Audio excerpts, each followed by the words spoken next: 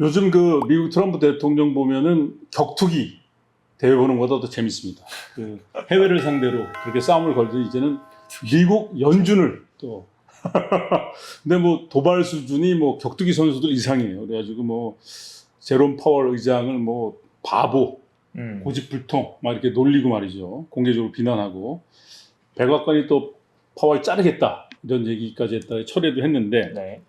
그런데 뭐 이제 미국 정부와 연준 갈등이 이제 뭐 새로운 것만은 아닙니다. 역사적으로 여러 충돌이 있었는데 오늘은 김준하 기자가 블룸버그 칼럼 연준 의장이 경질된 마지막 사례에서 무슨 일이 있었나 이 칼럼을 토대로 미국 정부와 연준의 갈등을 역사적으로 한번 분석해 주는 시간입니다. 기대가 됩니다. 흥미롭습니다. 아, 되게 재밌는 내용입니다. 예.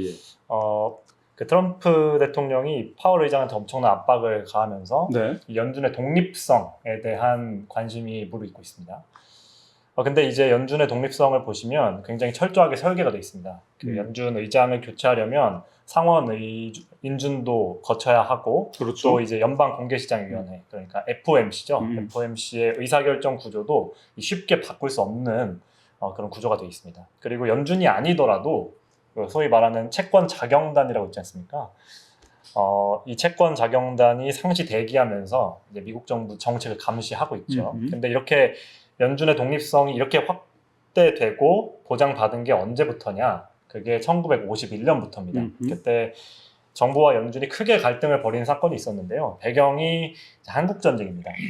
1951년 2월에 인플레이션율, 물가 상승률이 8에서 10%까지 올랐다고 해요. 칼럼에서는 21%라고 돼 있었는데 찾아보니까 뭐 8에서 10% 정도라고 하는데 꽤 높은 수준이죠. 그렇죠. 엄청나죠. 당시에 한국전쟁 때문에 미국이 돈을 많이 써야 했거든요. 그래서 이 전쟁 자금 조달을 위해서 국채를 많이 찍었고 이때 정부가 연준한테 우리 국채 좀 사줘라 이렇게 압박을 가했던 거예요. 근데 당시 대통령이 해리 트루먼 대통령이었습니다. 이 트루먼 대통령이 이제 연준 이사를 백악관으로 다 불러가지고 회의를 했습니다. 그래서 이 국채 가격을 우리가 유지를 해야 되니까 금리 좀 이게 올리지 말자 이런 식으로 제안을 했고요. 당시에 의장이었던 토마스 맥케이브 의장은 이걸 안 받아들였습니다. 이 회의에서. 근데 회의 끝나고서 트루먼 대통령이 일방적으로 연준이 이 국가 비상사태 동안 전쟁을 치르고 있으니까요. 비상사태 동안 국채시장 안정을 위해서 대통령 지지하기로 했다라고 발표를 해버립니다.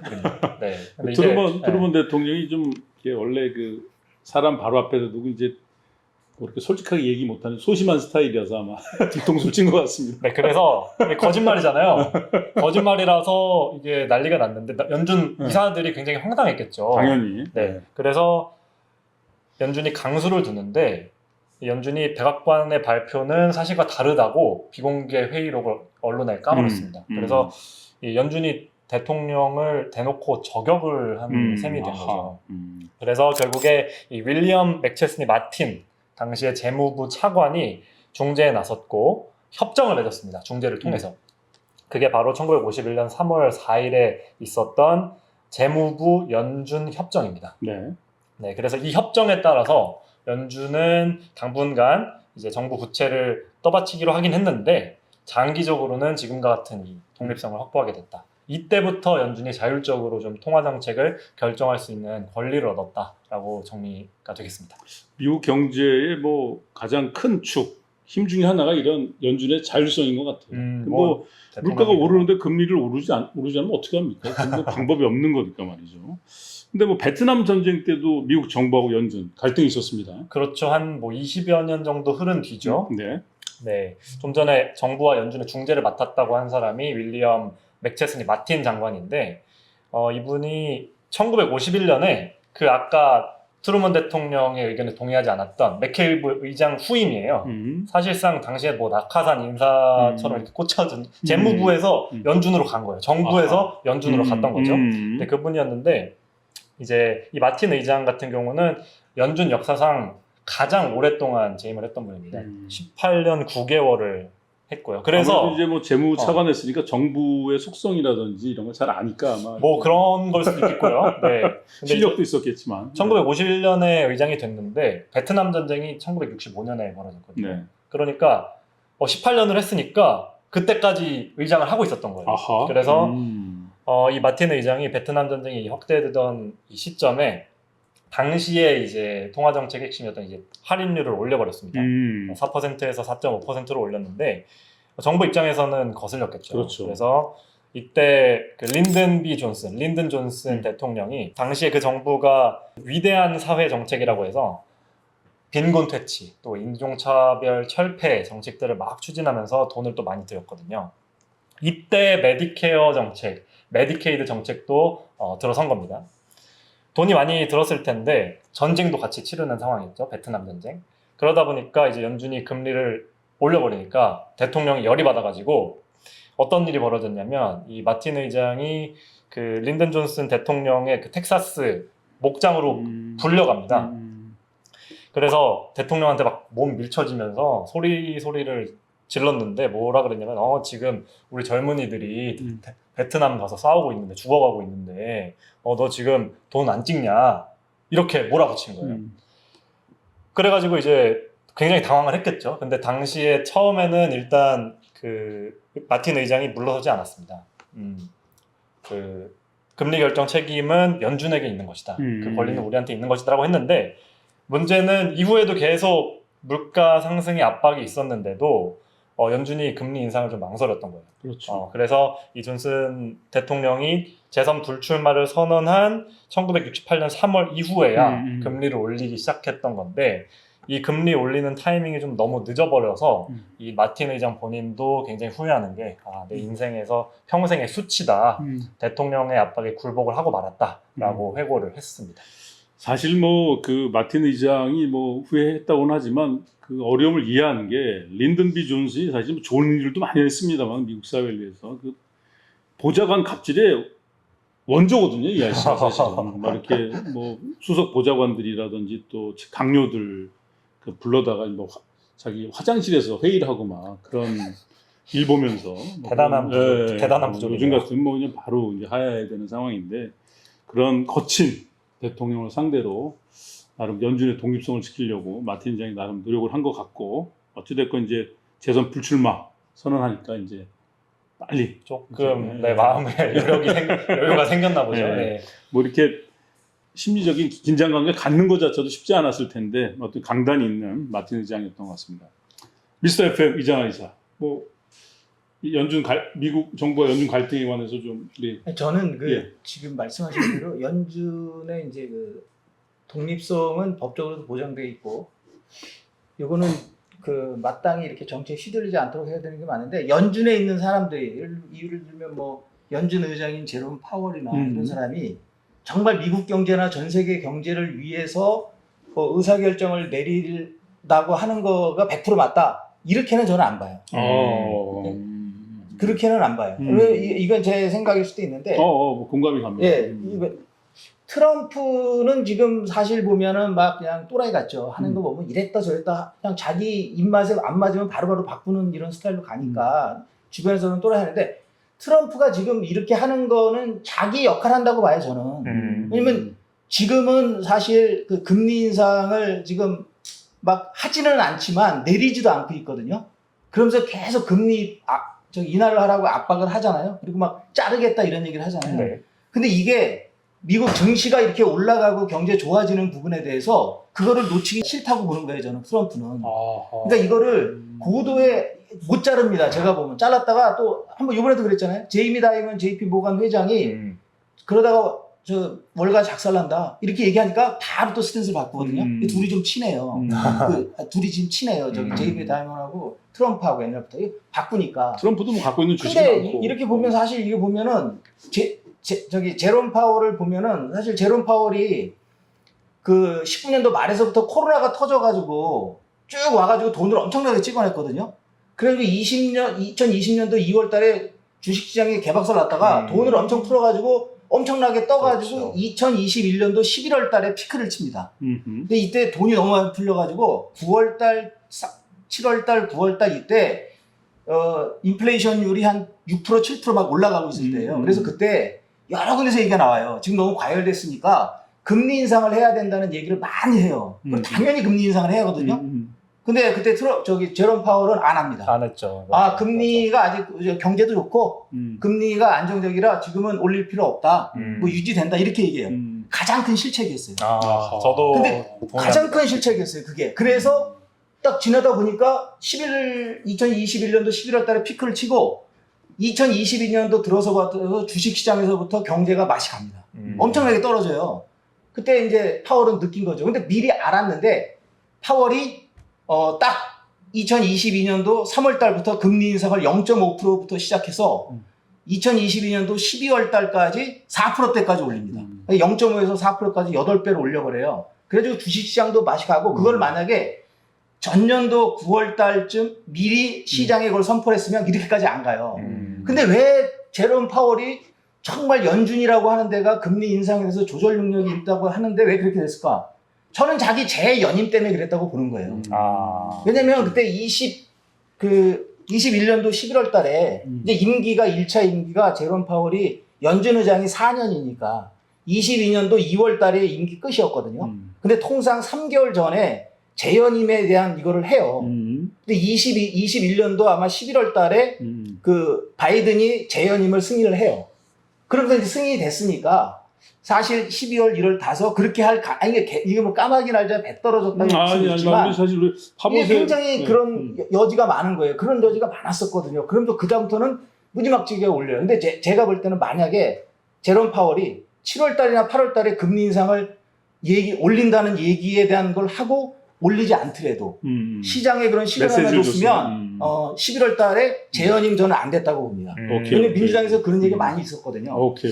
우리 사실 파보세에서도 그때 사실은 물가 인상이 되고 있는데 너무 그 금리 인상 안 해서 그 호미를 먹을 거 가래로도 못 막는다. 계속 파보세에서 여러 번 경고하고 그랬는데 우리 파보세가 공개적으로 여러 번 경고를 했는데도 그때 파월이 말을 안 듣더라고요. 연임 때문에 그런 것 같아요. 아니 근데 그 파월의 실제 뜻은 그렇지 않은지 모르는데 까마귀는 잘 몇 떨어진다고. 근데 뭐 파월도 자세히 모르겠지만 애들 학자금도 들어가고 여러 가지가 근데 파월은 다른 연준 의장보다 돈이 되게 많습니다. 그 사람. 그 사람이 칼라일 많은 사람들이 무섭더라고. 돈 많은 사람. 그 칼라일인가 어디서 그 사람은 그 펀드 회사에서 그 이사나 이런 쪽에서 그때 뭘 딜을 하나 잘해가지고 그 보너스로 그러니까 인센티브를 엄청나게 받았어요. 오케이. 그래가지고 뭐 그건 아닌 것 같은데. 오케이. 근데 있는 사람들이 더 무서운 것 같고 우리야 안 되면 자연인이 되면 되니까 상관없는데 하여튼 우리 이장한 이사 얘기로는 트럼프가 이렇게 하는 게 나름 미국 경제를 위한 거다 이런 얘기를 지적을 했고요. 네. 어찌됐건 어젯밤에도 파보세 녹화 전에 트럼프하고 통화한다는 얘기가 그건 아니고. 저기 그런 스타일로 지금 호불호를 좀 알지 내가 이거를 그런 쪽에 이렇게 판단하지 않습니다. 미스터 FM 이장한 그런 사람이면은 우리가 이제 패널로 섭외 자체를 안 했는데 굉장히 그 이장한 이사만의 그 오랜 경험과 또 자기만의 그 특유의 감각으로 보는 또 트럼프가 있어서 되게 큰 도움이 되고 있습니다. 존 오서스 이런 역사적인 사례를 보면서 이제 어떤 결론을 내리고 있나요? 네, 이 칼럼 쓴 분이 이제 존 오서스인데 결론은 한마디로 말하면 연준의 독립성을 지키는 것은 너무 중요하다 이런 겁니다. 지금 나오는 주장 중에 하나가 이제 그 사모펀드 중에 하나 이제 아카데미 시큐리티즈라는 곳이 있는데 여기 어떤 분이 미국이 일본처럼 장기금리 목표치를 연준이 정해버리고서 이걸 사수하는 정책을 펴야 된다. 이런 주장까지 나와요. 이게 무슨 말이냐면은 한 10년 만기 국채 금리를 한 5% 넘지 못한다 이런 식으로 딱 정해놓고서 연준이 딱 선언을 해버리면은 시장에서 금리 5% 올라갈 때마다 연준이 직접 이 국채를 사들여가지고 그 금리 끌어올리지 못하게 이런 식으로 정책을 펴야 되는 거 아니냐 그런 주장도 있습니다. 그래서 사실은 이건 정부 자금 조달을 위해서 연준 독립성을 포기하자는 의미인데 지금 트럼프 대통령이 원하는 게 이걸 수도 있겠다는 생각이 들어요. 그러니까 지금 하나의 크고 아름다운 법안, BBB 법안 또는 OBBBA 법안 이렇게 나오는데 이게 미국에서 통과되면서 돈을 쓸 일이 엄청나게 많아졌지 않습니까? 근데 이 상황에서 연준이 국채를 사주면 참 좋은 거고 근데 이제 칼럼을 쓴 존 오서스 같은 경우에는 지금 미국이 지금 그 BBB 법안에 대한 가장 큰 비판 중에 하나가 저번에 이진수 교수님께서 짚어주셨지만은 부유층에는 좀 유리하고 또 저소득층에게는 불리한 그런 법안이지 않습니까? 이렇게 국가가 나아가는 방향, 적자를 키우는데 또 불평등은 커지는 이 마당에 인플레이션과의 싸움도 포기하고 연준의 독립성을 희생해야 되는 이유는 전혀 없다. 이런 주장을 하는 거죠. 그래서 이 오서스는 자본주의가 제대로 작동을 하려면 장기 금리는 시장이 결정해야 된다는 이제 주장을 펼쳤고요. 네.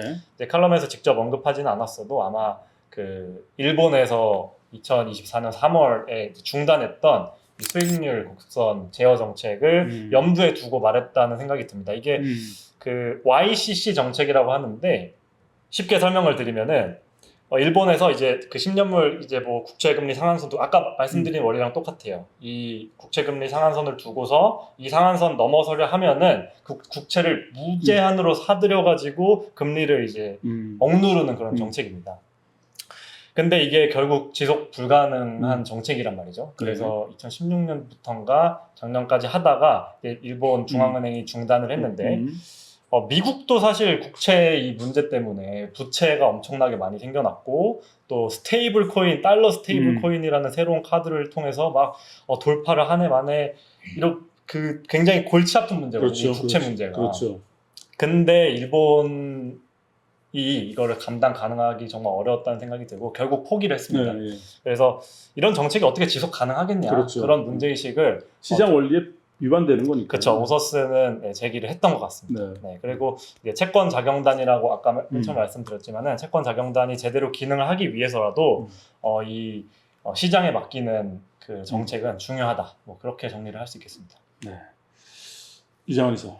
지금 뭐 하여튼 연준의 독립성 이런 거는 뭐 한국 중앙은행의 독립성 이런 거 유지하듯이 하는 건 맞는데 판단을 할 때 받아들일 때 있잖아요. 어떤 의사결정할 때 언론이나 이런 데서 나올 때 사람들이 그게 투자가 됐던 뭐 다른 거에 대한 경제적인 어떤 의사결정을 할 때 그런 것만 믿고 이렇게 하면 안 되는 거예요. 팔랑귀처럼 예를 들면 이 사람이 얘기하면 확 이게 또 쏠리고 또 저 사람이 이런 식으로 하면은 맨날 그렇게 할 수밖에 없어요.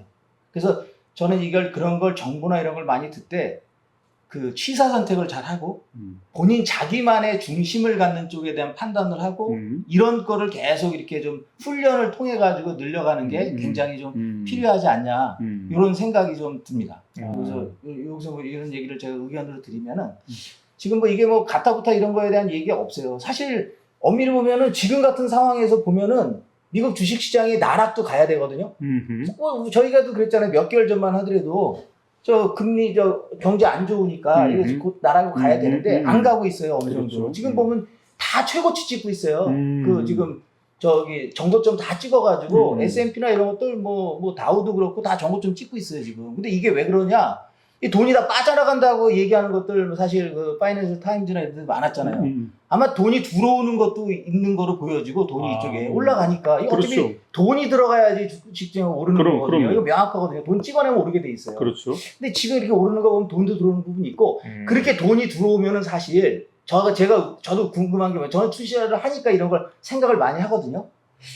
이게 실물 경제로 그 돈이 들어간다. 물가 인플레이션은 반드시 오릅니다. 근데 저는 이게 왜 안 오를까 생각을 해보면 그러니까 이 트럼프나 이런 쪽에서 미국 경제에 있는 사람들이 월가나 이런 쪽도 그걸 하고 있는 게 비트코인이나 스테이블 코인이나 코인 쪽에 지금 주안점을 두는 거예요. 그러면 그런 돈들이 들어와서 거기에 잠겨놔야 되거든요. 이게 실물로 안 들어오고 우리가 금이나 이런 걸 사면은 이게 유통되지 않잖아요. 그렇죠. 어디 이렇게 묻어 있는 거잖아요. 그렇죠. 그러면은 그 돈들이 묻어 있으면 이쪽엔 영향을 안 줍니다. 그래서 지금 계속 미국에서 그렇게 얘기하는 거는 돈을 어딘가 이렇게 묻어놔야 돼요. 이게 투자 성격이 됐던. 근데 이 돈을 끄집어내면 안 돼. 사실 연준이 정리하는 방법은 돈을 갖다 푸는 방법은 딱 하나거든요. 국채 사주고 돈 지급하는 거예요. 이것뿐이 없거든요. 근데 그렇게 해도 왜 지금 자꾸 트럼프는 이거 BBB 법안 하면서 돈을 갖다가 자꾸 금리 낮추고 이래서 돈을 풀라고 얘기하는데 왜 이렇게 얘기하는지를 한번 보면 저는 그게 있는 것 같아. 코인이나 이 돈들이 그쪽으로 들어가서 잠겨 놓으면 물가의 실물 경제에 영향을 안 줄 가능성. 왜냐면 과거보다 돈이 지금 덜 풀렸다. 그렇게 안 보거든요. 훨씬 돈이 지금, 걷어들이지도 않았어요. 지금 파월이 보면 그 바이든 때나 이럴 때도 돈 많이 풀었어요. 그때도 우리가 그 법안 있잖아요. 뭐 오일 이런 쪽에 지원한다, 뭐 친환경 지원한다고 이런 법안에서 돈이 많이 풀렸거든요. 근데 그러면은 그 이후에 그 돈을 다 끌어들였냐? 안 끌어들였거든요. 근데 왜 이게 이렇게 올라가냐를 보면 뭐가 뭔지는 모르죠. 근데 어딘가 이런 스테이블 코인이나 이런 쪽을 해서 이게 잘 안 좋을 수도 있어요. 막 펌핑질 해가지고 막 거기에 또 정말 그 당하는 사람들도 많거든요. 이게 아주 안 좋은 건데 얘네들은 이제 그렇게 생각을 안 하고 월가나 이런 쪽은 하나의 차원으로 보면 이거를 일단 그쪽으로 돈을 묶여놓고 이쪽에서는 안정적으로 가게끔 유도하는 부분도 있지 않냐. 전부 다 뇌피셜입니다. 뭐 되게 재미있는 그런 관점이었던 것 같고, 뭐 김준하 기자는 뭐 이제 그 저널리즘에 있긴 하지만 이런 미국의 상황을 보면서 미국 주식시장에 투자를 한다면은 어떤 식으로 한번 투자를 해보고 싶어요. 너무 어려운 질문인데. 나중에 밝힐 것 같습니다. 네, 이렇게 쉽게 얘기할 수 없는 미국 경제 상황인 것 같습니다. 파보세 경제 토크 여기서 마치겠습니다. 고맙습니다.